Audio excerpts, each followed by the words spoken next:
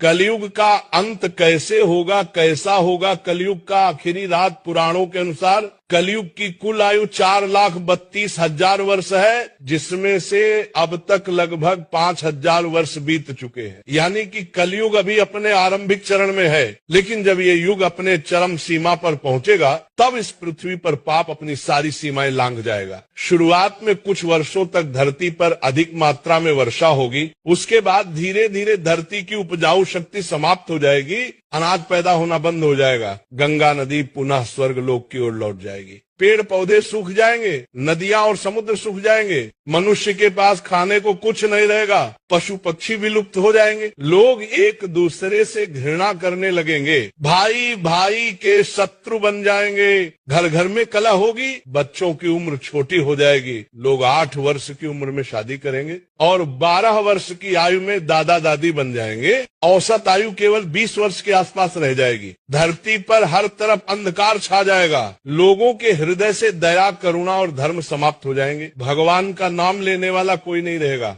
हरि कीर्तन और भजन बंद हो जाएंगे, साधु संतों की हत्या की जाएगी। जब कलयुग अपनी अंतिम सीमा पर पहुंचेगा तब आकाश में 12 सूर्य दिखाई देंगे, उनकी गर्मी इतनी प्रचंड होगी कि धरती पर मौजूद सारा जल वाष्पित हो जाएगा, समुद्र सूख जाएंगे, नदियां गायब हो जाएंगी, उस समय मनुष्य की बुद्धि पूरी तरह नष्ट हो जाएगी, लोग एक दूसरे के मांस खाने लगेंगे, मानव मांस की मंडियां लगेंगी, धरती पर केवल पाप, अधर्म और हिंसा का राज्य होगा। और जब इस पाप की सीमा पूरी हो जाएगी तब भगवान विष्णु कल के अवतार के रूप में पृथ्वी पर अवतरित होंगे। वह अपने दिव्य रूप में सिर्फ 3 दिनों में सभी पापियों का विनाश करेंगे। इसके बाद धर्म की पुनः स्थापना होगी, सतयुग की शुरुआत होगी, धरती फिर से पवित्र और सुंदर बनेगी। लेकिन पुराणों में एक और गहरा संदेश छुपा है। कलयुग में केवल एक ही मार्ग है मुक्ति का, और वह है हरि नाम, हरि भजन और हरि कीर्तन। जो व्यक्ति कलयुग में हरि नाम का स्मरण करता है,